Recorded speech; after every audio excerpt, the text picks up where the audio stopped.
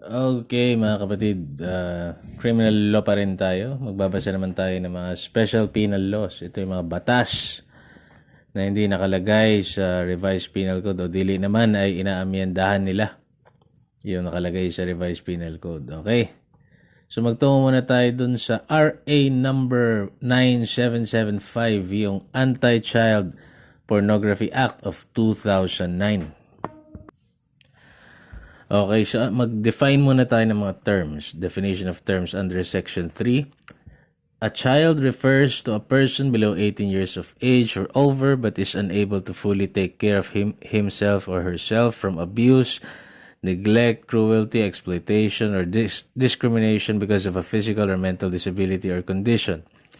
For the purpose of this act, a child shall also refer to, number 1, a person regardless of age who is presented, depicted, or portrayed as a child as defined herein. Number 2, computer-generated, digitally or manually crafted images or graphics of a person who is represented or who is made to appear to be a child as defined herein. Yung mga hindi naman na sila above 18 na pero ang portrayal sa kanila child, ganyan, di ba, sa mga porn sites, mga ganyan. Okay, that is for the purposes of this law, this special law lang, ha. Child pornography, yan, definition of terms pa rin tayo, refers to any representation, whether visual, audio, or written combination thereof by electronic, mechanical, digital, optical, magnetic, or any other means of child engaged or involved in real or simulated explicit sexual activities. And letter C, ano ba yung explicit sexual activity?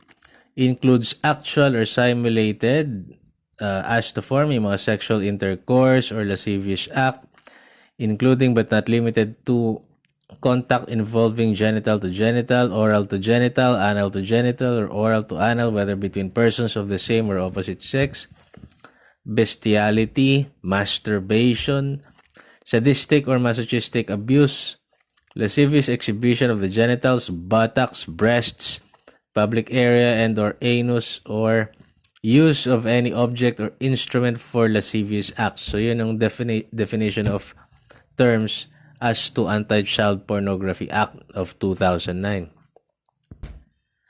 Okay, ngayon naman magpunta tayo doon sa Section 4 ng batas na yon, yung unlawful or prohibited acts. It shall be unlawful for any person, letter A, to hire, employ, use, persuade, induce, or coerce a child to perform in the creation or production of any form of child pornography. Letter B, to produce, direct, manufacture, or create any form of child pornography. Letter C, to publish, offer, transmit, sell, distribute, broadcast, advertise, promote, export, or import any form of child pornography. Letter D, to possess any form of child pornography with the intent to sell, distribute, publish, or broadcast, provided that possession of 3 or more articles of child pornography of the same form shall be prima facie evidence of the intent to sell, distribute, publish, or broadcast.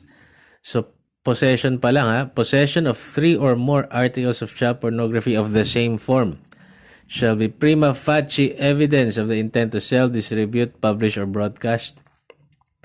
Letter E, to knowingly, willfully, and intentionally provide a venue for the commission of prohibited acts as but not limited to dens, private rooms, cubicles, cinemas, houses, or in establishments purporting to be a legitimate business. Letter F, for film distributors, theaters, and telecommunication companies by themselves or in cooperation with other entities to distribute any form of child pornography. Letter G, for a parent, legal guardian, or person having custody or control of a child to knowingly permit the child to engage, participate, or assist in any form of child pornography. Letter H, to engage in the luring or grooming of a child. Ayan, marami kasing ganyan yung aanuhin kita pag ano ka na, ha. Actually, nagkaroon din ako ng pagkakamali dito kasi hindi mo dapat sabihin yon. Merong nagkagusto sa akin na child dati sa internet. Sinabi niya yung edad niya. Sabi ko, hindi ka pa pwede kasi ano ka pa, minor ka pa. Maaaring pwede kung ikaw ay hindi na minor, nasa legal age na. Mali pa rin palang sabihin yun. Huwag ka na magsabi-sabi ng mga ganon. 'Di ba? So, awa ng Diyos naman ay wala naman akong nagawang kahit na ano, hindi ako nakipag-meet doon sa bata. Pero sinabi ko, mag-aral ka na lang. 'Di ba? So, grooming. Grooming yung hindi halata pero gino-groom mo yung bata para sa iyong sariling kamanyakan. Napakamali nun. Ano pa ba? Letter I, to engage in pandering of any form of child pornography. Letter J, to willfully access any form of child pornography. Letter K, to conspire to commit any of the prohibited acts stated in this section. Conspiracy to commit any form of child pornography shall be committed when two or more persons come to an agreement concerning the commission of any of the said prohibited acts and decide to commit it. And letter L, to possess any form of child pornography. Yan. Pinagbabawal yan. Punishable acts of RA numbers 9775. Tungo naman tayo sa section 5 niya, yung syndicated child pornography. So the crime of child pornography is deemed committed by a syndicate if carried out by a group of three or more persons conspiring or confederating with one another, and shall be punished under section 15A of this act. Okay, mas mabigat ang kaparusahan pag syndicated.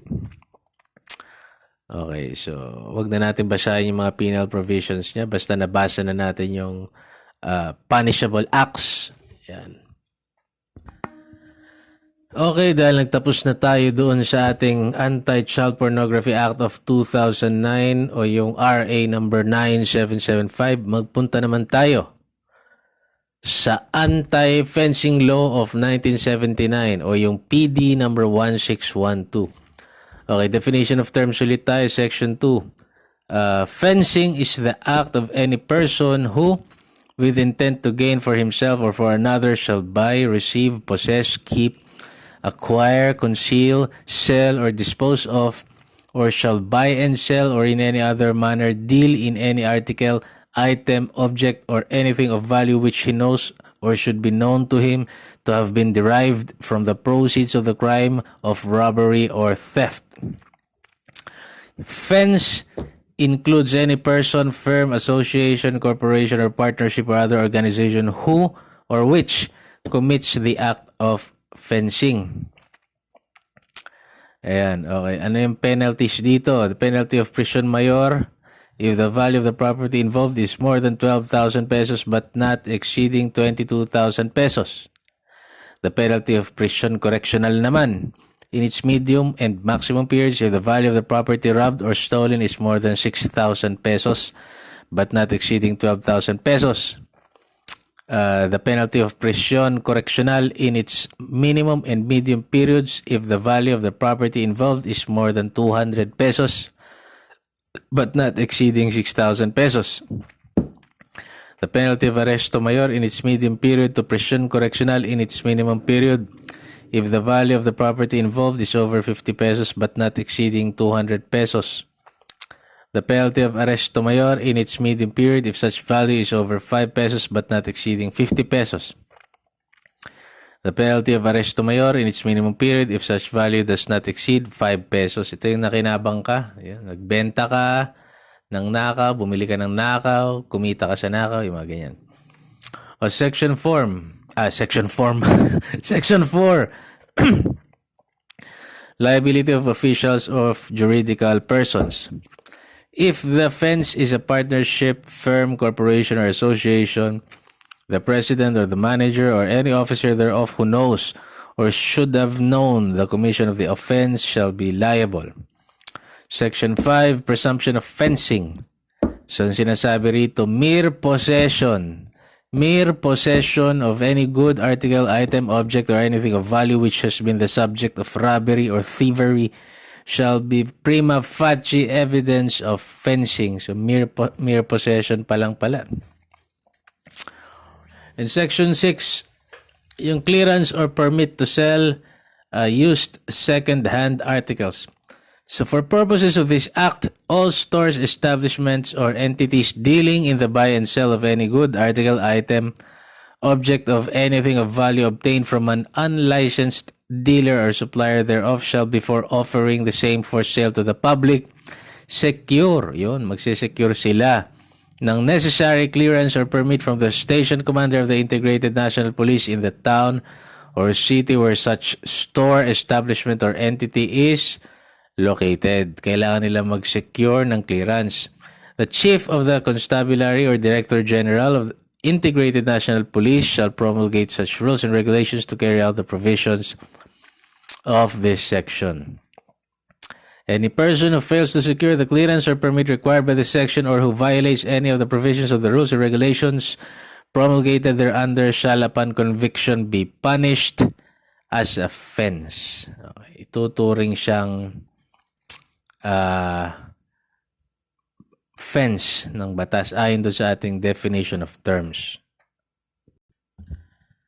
Okay, ito basahin natin yung pinaka-importante siguro na provision ng Anti-Graft and Corrupt Practices Act RA3019 as amended by RA number 3047, PD number 677, PD number 1288, BP 195, and RA number 10910. So yung magtungo na tayo rito. Anti-Graft and Corrupt Practices Act. Okay. So section 7 niya, yung statement of assets and liabilities. Mahalaga kasi ito, laging napapanood natin sa mga balita to, no? Ang sabi rito sa batas na ito, every public officer within 30 days after assuming office and within the month of January of every year thereafter, as well as upon expiration of his term of office or upon his resignation or separation from office of the corresponding department head, or in the case of a head of department or chief of an independent office, with the office of the president, a true, detailed, and sworn statement of assets and liabilities, including a statement of the amounts and sources of his income, the amounts of his personal and family expenses, and the amount of income taxes paid for the next preceding calendar year. Provided that public officers assuming office less than 2 months before the end of the calendar year may file their first statement on the following month of January. Okay, yun yung sinasabi niya, no? Kailangan talaga mag-file ng SALN, no? Pati mga pinagkukuhanan mo ng income, ari-arian mo, mga nabayaran mo ng buwis, yun. At ang sinasabi niya kung patapos na. Okay, ang sabi niya rito, public officers assuming office less than 2 months before the end of the calendar year may file their first statement on the following month of January. Yan. Okay, magtungo naman tayo sa batas na Anti-Hazing Act, no, of 2018, RA8049 as amended by RA number 11053. So kay PRRD pala to, no? President Rodrigo Roa Duterte signed RA11053 or the Anti-Hazing Act of 2018. Yan. It is an act prohibiting hazing and regulating other forms of initiation rights of fraternities, sororities, and other organizations. So RA 11053, yan, outrightly prohibits and makes hazing a criminal act while providing more substantial penalties for those who will be proven guilty. So ano ba nakalagay dito sa bagong law na ito? Inamyendahan niya yung lumang anti-hazing law. So the new law imposes penalties such as reclusion perpetua and up to 3 million in fines. So under nitong batas na ito, the definition of hazing has been expanded to include physical or psychological suffering, harm, or injury inflicted on a recruit, member, neophyte, or applicant as a prerequisite for admission or for continued membership in an organization. Banned under the law are all forms of hazing, not only in fraternities, sororities, or organizations in schools, but also those in communities and even businesses and uniformed service learning institutions. So pinagbabawal yan maging sa mga PMMA, PMA, hindi lang sa mga sa lahat. The law also requires schools to be more active and proactive in regulating school-based initiation rights, with schools required to exercise reasonable supervision and take proactive steps to protect students from the danger of participating in activities that will involve hazing. Ano pa ba? All members of the fraternity, sorority, or organization who participated in unauthorized initiation rites, even if no hazing was conducted, shall be punished accordingly. Persons who had knowledge of any hazing acts committed but failed to report it to the authorities, or those to be found guilty of hiding, concealing, or hampering, or obstructing investigation should be penalized. Ito yung mga liability niya. Liabilities include the penalty of reclusion temporal and 1 million on the participating officer and members of the fraternity who are involved in hazing. So kulong ka na. Reclusion temporal, 12 years to 20 years yata yan. May 1 million ka pang babayaran.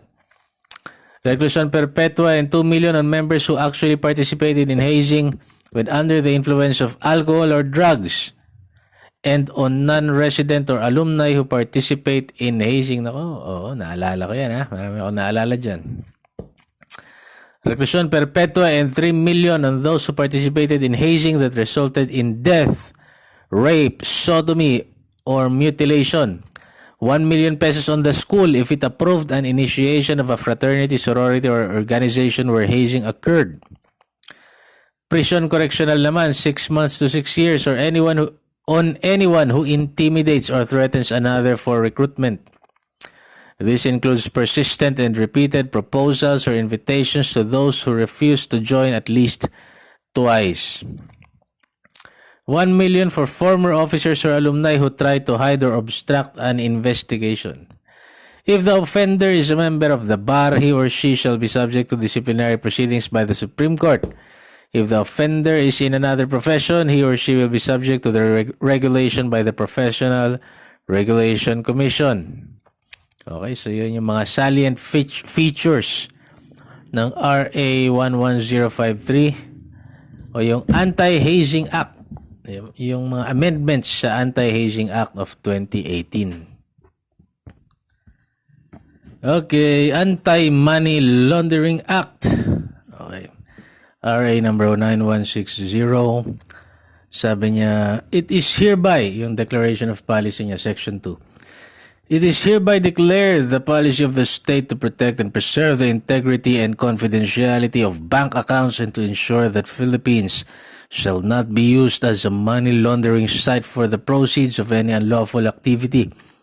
Consistent with its foreign policy, the state shall extend cooperation in transnational investigations and prosecutions of persons involved in money laundering activities wherever committed.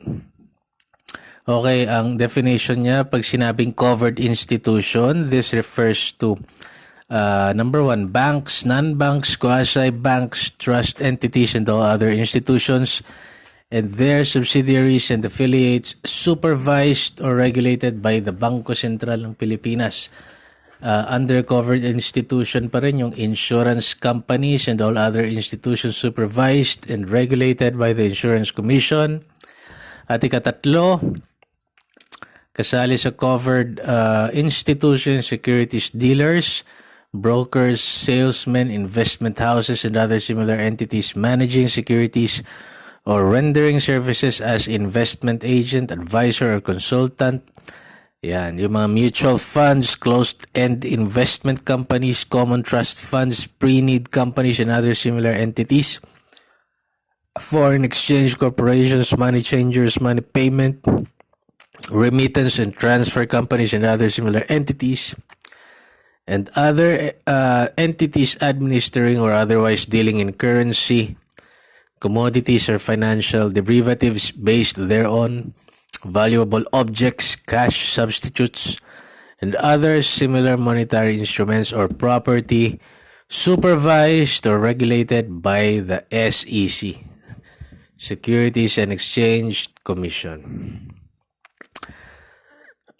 Covered transaction, and is a single series or combination of transactions. So, pwedeng single transaction, series of transactions, or combination of transactions involving a total amount in excess of 4 million pesos or an equivalent amount in foreign currency based on the prevailing exchange rate with 5 consecutive banking days except those between a covered institution and a person who at the time of the transaction was a properly identified client and the amount is commensurate with the business or financial capacity of the client. Mga ganyan.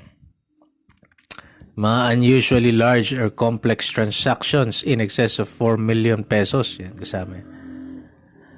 Okay, so doon na tayo. Unlawful activity na minimension nila dito na pwedeng, kumbaga galing sa mga unlawful activities yung mga nilolaunder na money, yung mga kidnapping, drugs, yan, anti-graft and corrupt practices, the plunder law, robbery and extortion, huweting in Masiao, piracy on the high seas, qualified theft, swindling, smuggling, violations of the Electronic Commerce Act, hijacking, fraudulent practices and other violations, at saka yung felonies or offenses of a similar nature that are punishable under the penal laws of the country. Siguro may isip ko rito yung hitman ka, gun for hire, tapos binayaran ka ng malaking halaga para pumatay ng isang tao, tapos sa ganyang paraan mo ilo-launder yung pera. Okay. Okay, so yung mismong money laundering offense, ano ito? Under Section 4. Okay, money laundering is a crime whereby the proceeds of an unlawful activity are transacted, thereby making them appear to have originated from legitimate sources. It is committed by the following. Letter A, any person knowing that any monetary instrument or property represents, involves, or relates to the proceeds of any unlawful act, activity, transacts, or attempts to transact said monetary instrument or property. Letter B, any person knowing that any monetary instrument or property involves the proceeds of any unlawful activity, performs or fails to perform an act as a result of which he facilitates the offense of money laundering referred to in paragraph A above. Yan. Meron siyang hindi ginawa na lawful activity kaya nagresulta doon sa nauna nating nabanggit. And letter C, any person knowing that any monetary instrument or property is required under this act to be disclosed and filed with the Anti-Money Laundering Council tapos fails to do so. Ang naalala ko na lang dyan, para hindi na natin basahin ng mahaba, kunwari sa bank, yun, hindi nila na-inform yung AMLAC, merong transaction na dapat sana automatic itimbrehan ng AMLAC, mga ganyan. Okay, ano pa ba? Jurisdiction of money laundering cases sa regional trial courts. Yan. Yung those committed by public officers naman at yung committed by private persons pero in conspiracy with public officers, under siya ng sandigan bayan. Okay. Okay, magtungo naman tayo sa isa pang special penal law. Yung tinatawag nating Anti-Photo and Video Voyeurism Act of 2009. Yan. Anti-Photo and Video Voyeurism Act of 2009. So, bago natin basahin kung ano ba yung mga pinarurusahan dito na gawain, magbasa muna tayo ng definition of terms. So, to broadcast means to make public by any means a visual image with the intent that it be viewed by a person or persons. Capture with respect to an image means to videotape, photograph, film, record by any means or broadcast. Female breast means any portion of the female breast. Kahit side boob, front, lower boob, mga ganyan.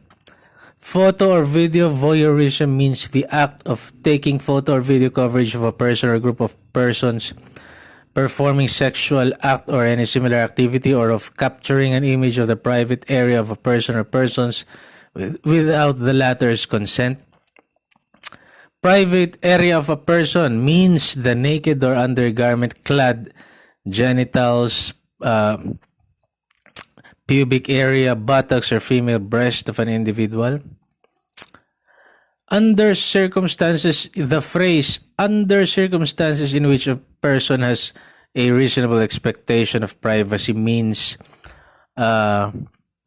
he or she believes that he or she could disrobe in privacy without being concerned that an image or a private area of the person was being captured, or circumstances in which a reasonable person would believe that the private area of the person would not be visible to the public regardless of whether that person is in public or private place. Kunwari, fitting room, comfort room. Okay, prohibited acts. Ito na yun. Ito na yung mismong krimen, no? It is hereby prohibited and declared unlawful for any person, letter A, to take photo or video coverage of a person or a group of persons performing sexual act or any similar activity, or to capture an image of the private area of a person such as the naked or undergarment clad genitals, pubic area, buttocks, or female breast without the consent of the persons involved, and under circumstances in which the person or persons has or have a reasonable expectation of privacy, letter B. To copy or reproduce, or to cause to be copied or reproduced such photo or video or recording of sexual act or any similar activity with or without consideration. Letter C. To sell or to distribute, or cause to be sold or distributed such photo or video or recording of sexual act, whether it be the original copy or reproduction thereof. And letter D. To publish or broadcast, or cause to be published or broadcast, whether in print or broadcast media, or show or exhibit a photo or video coverage or recordings of sexual act or any similar activity through VCD, DVD, internet, cellular phones, and other similar means of device. Okay. So the prohibition under paragraphs B, C, and D, yung pag-copy, reproduce, sell, or distribute, publish, or broadcast shall apply notwithstanding that consent was given by the person. Kahit pumayag pa siya, yung pagka-copy or reproduce, sell or distribute, publish or broadcast, bawal pa rin kahit pumayag pa siya. Okay, yun ang ating Anti-Photo and Video Voyeurism Act of 2009. Okay, magtungo naman tayo sa RA7080. Okay, yung tinatawag na Anti-Plunder Act. Ayan, Anti-Plunder Act. Definition of terms muna tayo, okay? A public officer means any person holding any public office in the government of the Philippines by virtue of an appointment, election, or contract.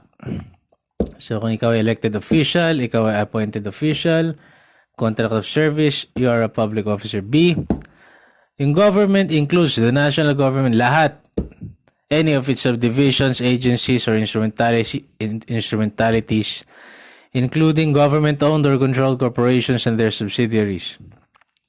Persons include any natural or juridical person unless the context indicates otherwise. And letter D, ill-gotten wealth means any asset, property, business, enterprise, or material possession of any person within the purview of Section 2 hereof, acquired by him directly or indirectly through dummies, nominees, agents, subordinates, and or business associates by any combination or series of the following means or similar schemes. Ito yung through, ito yung mga schemes. Number 1, through misappropriation, conversion, misuse, or malversation of public funds or raids on the public treasury. Number 2, by receiving directly or indirectly any commission, gift, share, percentage, kickbacks, or any other form of pecuniary benefit from any person and or entity in connection with any government contract or project, or by reason of the office or position of the public officer concerned. Number 3, by the illegal or fraudulent conveyance or disposition of assets belonging to the national government or any of its subdivisions, agencies, or instrumentalities, or government-owned or controlled corporations and their subsidiaries. Number 4, by obtaining, receiving, or accepting directly or indirectly any shares of stock, equity, or any other form of interest or participation, including promise of future employment in any business enterprise or undertaking. By establishing, number 5, by establishing agricultural, industrial, or commercial monopolies or other combinations and or implementation of decrees and orders intended to benefit particular persons or special interests. Or number 6, by taking undue advantage of official position, authority, relationship, connection, or influence to unjustly enrich himself or themselves at the expense and to the damage and prejudice of the Filipino people and the Republic of the Philippines. So ano nga ba kasi itong definition ng crime of plunder? Sige, para alam natin. So ang plunder, any public officer who by himself or in connivance with members of his family, relatives, by affinity or consanguinity, business associates, subordinates, or other persons, siya ay nagkamal or amasses, accumulates, or acquires ill-gotten wealth through a combination or series of overt or criminal acts as described in Section 1D hereof, in the aggregate amount or total value of at least 75 million pesos. Yun yung total na nakuha niya. 75 million pesos. Kasi may mga nangurakot lang. 1 million, 2 million, pero pag ang aggregate na nakuha niya, 75 million pesos. Plunder yung tawag doon. Shall be guilty of the crime of plunder and shall be punished by life imprisonment with perpetual absolute disqualification from holding any public office. Any person who participated with said public officer in the commission of plunder shall likewise be punished in the imposition of penalties, the degree of participation, and the attendance of mitigating and extenuating circumstances shall be considered by the court. So, titignan yung degree of participation and kung meron mang mitigating or extenuating circumstances. The court shall declare any and all ill-gotten wealth in their interests and other incomes and assets, including the properties and shares of stock derived from the deposit or investment thereof, forfeited in favor of the state. Okay. Yung prescription niya, okay, under Section 6, the crime punishable under this act shall prescribe in 20 years. However, the right of the state to recover properties unlawfully acquired by public officers from them or from their nominees or transferees shall not be barred by prescription, laches, or estoppel. So, yung mismong crime, yung makukulong ka kunwari, it shall prescribe in 20 years. Usually from discovery yan eh. Pero kunwari nag-prescribe na yung iyong krimen, hindi ka na makukulong, 20 years na nagdaan upon discovery. Pero yung estado, hindi nagpe-prescribe yung karapatan niyang to recover properties unlawfully acquired by yung mga public officers na yun. So yun ang ating Anti-Plunder Act. 75 million pala, no? Laki. Yung total lang nakulimbat niya, nakamal niya sa mga maling pamamaraan ay 75 million pesos.